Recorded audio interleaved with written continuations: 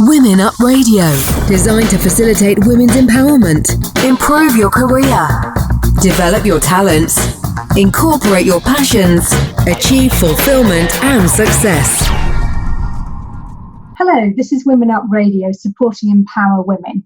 And today we're talking about empowering women's entrepreneurship, and particularly about business strategy and generating multiple revenue streams for greater success, something which all of us entrepreneurs always want to do. So I'm joined in the studio by my guest, Dorie Clark. She's #1 best-selling author for leadership and business books, a writer for Harvard Business News, Time, and Entrepreneur. Also, she's a branding expert and marketing strategy consultant and speaker for businesses such as Google, Microsoft, Yale, the US State Department, and the World Bank. Also, and something very close to my heart, she's a producer of a multiple Grammy-winning jazz album. So you're a woman of many talents, Dorie. Welcome to the show. Thank you so much for having me. So to start with, I particularly love that you're an expert in business leadership and marketing strategy, as well as being a creative music producer in jazz. How do you manage to do so many things and succeed in so many fields? Well, thank you. It's a very kind question. I think there's a couple of ways that I will answer that. The first one is making sure that you have a recognition of where you're over-indexing and where you're under-indexing in your life. I know for me personally, in 2015, when my most recent book, Stand Out, was released, I spent an inordinate amount of time promoting it. I was doing the podcast circuit. I was giving speeches. I gave 74 talks during 2015. And at the end of the year, I really took stock of things and felt like, you know what? I'm becoming a little bit boring. I'm becoming a little bit one-dimensional. I had a lot of great things to say about business and about marketing, but there wasn't a lot of room for other things in my life. Yeah. And so I made a conscious and concerted effort to try to correct that in 2016. And so I started embracing more creative pursuits. I took courses in stand-up comedy, and I made a New Year's resolution that every week, at least once a week, I would do what I called a uniquely New York activity, because I live in New York City. So I made a point of doing some special thing in the city. And I think that really helped broaden me and broaden my interests. The second piece that I'll just mention briefly is the importance of being ecumenical in your networking. I think that sometimes when people think about professional networking, they assume that means that they should, quote unquote, be connecting just with people in their field and just with people who might be able to help them in an immediate sense. But I think that's actually short-sighted. You want to have a network that is broad as well as deep. And so connecting with interesting people, regardless of their field, regardless of its immediate applicability to you, is one of the cornerstones of having the possibility of interesting possibilities down the line for yourself. Yeah, but also it's just so much more fun. That's right, exactly. If you do all the same thing all the time, it gets tiring. You don't have the same energy resources, because doing something different, as they say, a change is as good as a rest. It boosts all your energy for everything. Okay, so I know one of your great talents is writing articles and books, particularly about entrepreneurship, leadership, and reinvention. So how did you start with these, and why the particular focus on these topics? The way that I got started, Anna, was actually in many ways inadvertent. I began my career as a newspaper reporter, and I got laid off very shortly into my career. I'd only been doing it for about a year, and I couldn't get another job as a reporter. They just were not hiring. And at the time, I didn't really fully grasp this, but it was the beginning of the steep decline of the newspaper industry. I mean, now, of course, legions of newspaper reporters have lost their jobs, but I was really, for better or for worse, at the forefront of that. And so I was forced to reinvent myself, because my plan A didn't work out.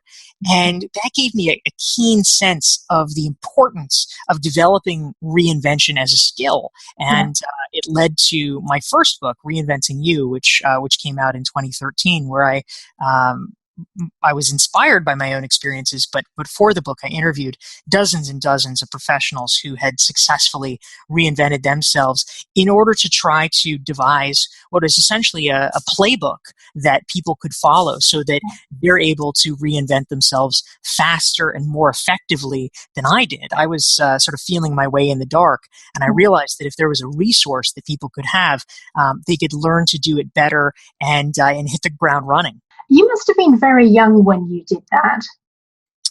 I was. It was my very first job. So I was, I think, 22 years old, and Wow. I just, got my pink slip handed to me, and it was very upsetting to be laid off from my first job, especially because the day they chose to do that was Monday, September 10th, 2001. And so the next morning I woke up and I thought, okay, I'm going to just look for a job today. And clearly for people who follow geopolitics, that was not a good day to be searching for a new job. Yeah. And the entire world was in upheaval. So it was a very complicated and stressful time. Yeah. Oh, it's amazing you've done so much. I mean, it's unbelievable. But it's inspiring for younger people as well. I know you've got a new book just out now, Entrepreneurial You. So why did you decide to write this book? Yeah, thank you. So the new book, Entrepreneurial You, in many ways, I view as a culmination of the other books that I've done. The first one, Reinventing You, is about reinventing yourself to get to the job or to get to the career that you really want to have. My second book, Stand Out, is about what to do once you're in that place, and how to really position yourself to be recognized as an expert in your field. How do you come to be known as the best or one of the best in your field or in your company? Because of course that's essential in terms of providing career security for yourself, making yourself indispensable in what you do. But as I was touring around, promoting it, talking to people, I came to an important realization, which is that especially these days in this disrupted economy, even if you are recognized as being among the best in your field, there's a problem, which is that in many cases, people still can't make a living from doing that. It really is two completely separate skill sets, being great at what you do and then learning how to make money from it. And because of all the taboos about, money and talking about money in our culture, many times people just don't have access to the information that they need about how to create a financially successful career for themselves. And so I wrote this book because I really want talented professionals to be able to build sustainable careers for themselves. And they can't do that if they're not able to bring in the revenue they need. Yes, yeah. And so how did you choose the people that you featured in the book? Well, I have, over the past few years, I've really tried to immerse myself in this world because I wanted to learn for myself. I mean, there's a saying: you learn in your 20s and you earn in your 30s, and of course, hopefully beyond. Yeah, I hope so, because I love that. And so, I realized in terms of my own career path, certainly that was the case. I mean, in my 20s, I took a lot of positions that were interesting, and I learned a lot, but they were not very lucrative. I was a political reporter. I was a spokesperson on a presidential campaign in the U.S. I ran a nonprofit. There were marvelous learning experiences, but not really that lucrative. And so for the past 11 years, I have been a self-employed consultant. I do marketing strategy. I do executive coaching, and financially, that's been great. It's been much better. I've been able to build up a very healthy six-figure income, but I think, like a lot of people, you look around and you hear stories, you see some examples, and you say, "Oh my gosh, here's this person that is crushing it. They're making $1 million. They're really just managing to bring it in ways that seem almost miraculous." And I looked at that and I said, there's no reason that I couldn't do that. And there's no reason that I couldn't figure out how to do that and help more people learn how to do that. And so essentially I embarked upon a research mission, and I spent a couple of years interviewing, 50 plus high 6-figure, 7-figure entrepreneurs.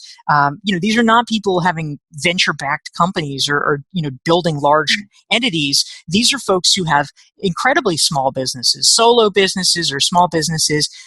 These are things that almost any talented professional can evolve into if they make the right moves. And I really wanted to break down that process. Okay, it's fascinating. You've already said about it being so difficult to really make money and to get okay with that sort of it. Why is it so hard for entrepreneurs to monetize their ideas? Well, I think that one of the challenges, of course, we mentioned the fact that people don't necessarily talk about that money that much in general, and so I think that as a net result, people are sometimes hesitant to even talk about different strategies they use or different pathways. And so in writing Entrepreneurial You, I wanted to try to break that down and illuminate it. Certainly, for any entrepreneur, you don't have to use every strategy out there. That's not the point. You don't want to run yourself ragged. But what I think is very helpful is to have a smorgasbord and to be able to look at it and say, oh, this is the universe of possibilities. This worked for other people. Here's how it worked for other people. And maybe this one feels like a fit. And so in Entrepreneurial You, I profiled a variety of different ways that people were earning significant revenue. And this is everything from coaching and consulting, maybe some of the more traditional paths, to things like creating online communities, running mastermind groups, organizing events and conferences, doing affiliate marketing, creating online courses. There's really a world of possibilities now, thanks to the internet, that people can tap into.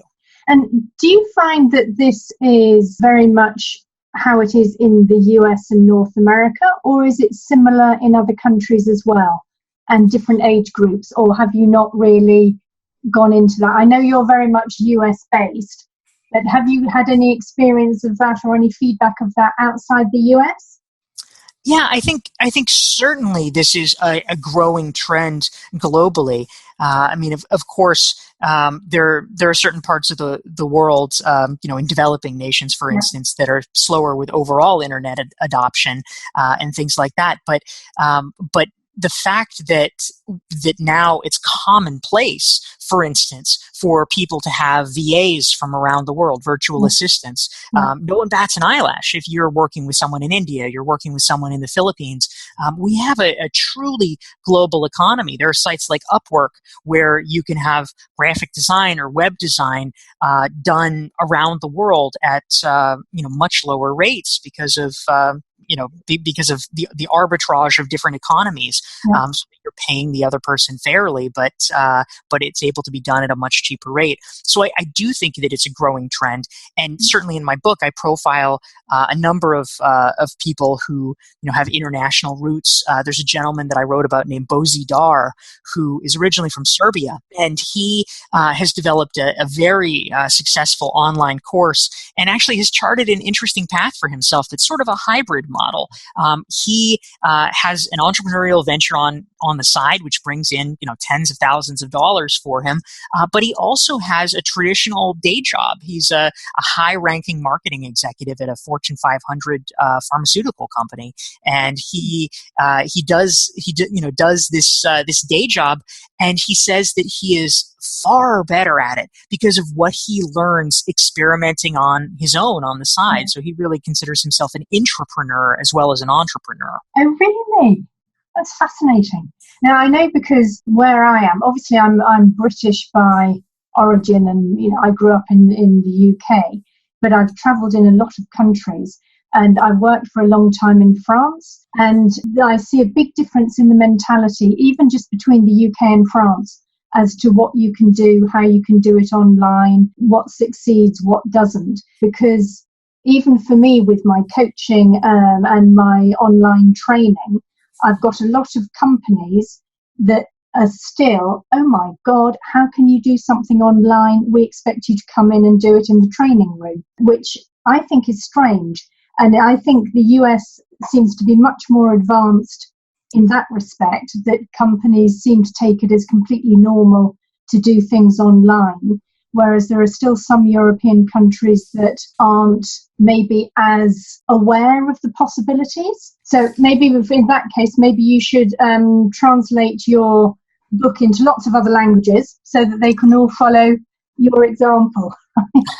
Well, thank you. I appreciate it. And yes, it is true. There are a lot of cultural issues around some of these topics. I know, for instance, my first book, Reinventing You, was translated into French for the francophones out there. It's called Se Reinventer.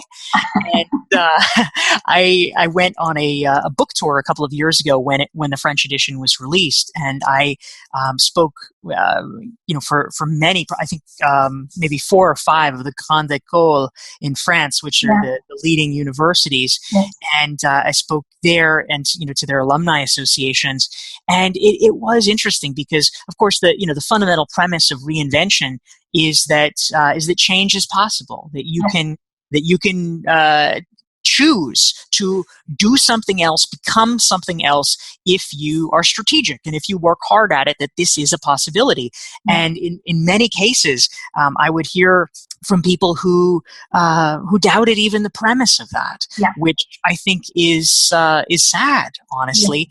I know that certainly in different cultures, things maybe are more challenging. I know in France, for instance, in particular, there's an inordinate and I think rather obsessive weight placed on where you go to university, and that's viewed as kind of your destiny in some way.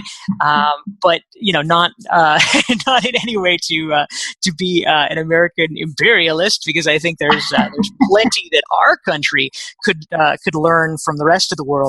But I do think if there's one facet of American culture that I would like to help spread, that I think has been positive, it's the idea that the change, that reinvention, that autonomy, that making autonomous choices and saying, no, this is the direction that I am steering my life, that is possible. And it's never going to be possible if you don't try, if you don't believe that it's possible. And if you have enough of a critical mass of people who are pushing for that, consciousness, I think you really can make change. It takes people who are a little brave to be willing to try it and do it, but the results can be disproportionately powerful for the people who are willing to try. Yeah. It's a lot to do with culture, as you say, and mindset. And I know mindset is something that's really important for entrepreneurs. So what kind of mindset do you think is necessary for entrepreneurs to succeed financially? Well, I think one of the most important aspects when it comes to succeeding financially is having the knowledge, the confidence that what you are providing to people is valuable, and a willingness to actually stand up and ask for proper remuneration. And just as one example, there's a story that I tell in my most recent book, Stand Out, about a guy named Ramit Sethi, who is a online entrepreneur who first sort of made his mark in the personal finance space. And he had been blogging when he first started. He'd been blogging for about 3 years, blogging completely for free. And then 3 years in, he decided that he would finally launch a product. And so he decided very boldly to create an ebook that he sold for $4.99. And he says now, this is more than a dozen years later, that he has never been more scared in his entire business career than the day that he launched this $4.99 ebook, because he was so afraid that people would criticize him, that they'd say, "Oh, you sell out, all you want is our money." And the truth is, actually, a few people did write to him and say that, which sort of goes to show how people are sometimes.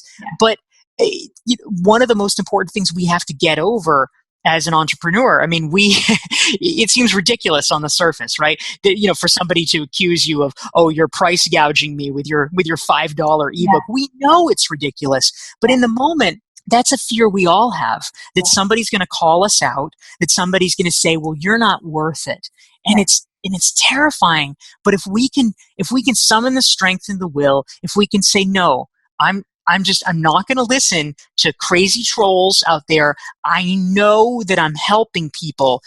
Then if we're bold and confident in asking for what we're worth and starting the conversation about that, that's the necessary first step. Yes. Yeah, exactly.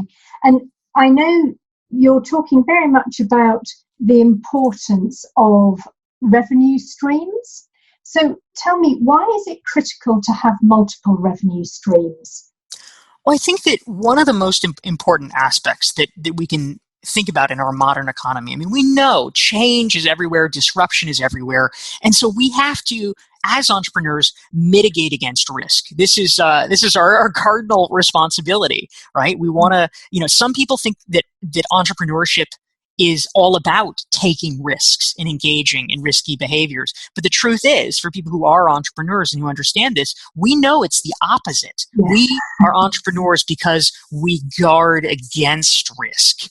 Yeah. And I think the smartest way to do that is to create multiple revenue streams. I mean, we all know that if we were investing, that it would be preposterous to invest all our money in one stock. We know that's a bad idea. And yet, even as entrepreneurs, when it comes to the other side of the equation, when it comes to how we earn our money, oftentimes we're not diversified at all. We might have different clients, but if we're doing the same thing for all of them, it's pretty risky if the market changes. And so thinking strategically about what are different products I can offer, what are different services I can offer, what are the ways that I can insulate myself, that I can take my core IP, my core intellectual property, and use that in different ways. If you can ask that question and create balanced multiple revenue streams, think of it as the legs of a table, then you're a lot more secure financially. And can you give any examples of multiple revenue streams that an entrepreneur could have? I certainly can. In fact, myself, of course, have tried to practice what I preach, and so I now actually earn money in 7 different ways. Really? Yes. Wow. And this is a concerted strategy. I mean, for years, I did what lots of entrepreneurs do. I earned money one way. I was a marketing strategy consultant. I wrote marketing plans for people, pretty basic. But I realized that I needed to make changes. And so today, the 7 ways that I earn money: number 1, I write books. Number 2, I do some business school teaching. Mm-hmm. Number 3, I still do marketing strategy consulting. Number 4, I now do executive coaching. Number 5, I do online courses. Number 6, I do some affiliate marketing as well. Mm-hmm. And number 7, what's number 7? I give speeches. Yes, I travel around and give a lot of talks. So those are my income streams. Oh wow, that's incredible! And actually, when you think about it, they all fit so well together. That's right. Focused. Yeah. So if you're doing that, I mean, for me, it's hard enough to identify value and positioning in just one area. So how can you expect to do that multiple times?